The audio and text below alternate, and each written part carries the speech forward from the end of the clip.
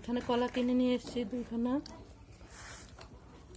বেদানা ফল আর হচ্ছে ড্রাগন ফল কিনে নিয়ে এসেছি। পাকা সবজি নিয়ে এসেছি, ধুন্দুল,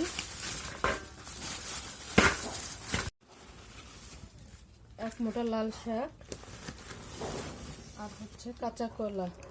শরীর অসুস্থ তো সব কিছু আর কি আয়রন জাতীয় তরকারি কিনে নিয়ে এসেছি। বাজারে তেমন মাছ পাইনি, যার কারণে তেলাপিয়া মাছ, এগুলো হচ্ছে মৃগেল মাছ, এই দুই পদের মাছই আনছি। আজকে কোনো মাছ ওঠে নাই বেশি, যার কারণে অল্প একটু নিয়ে এসেছি এগুলো কিনে।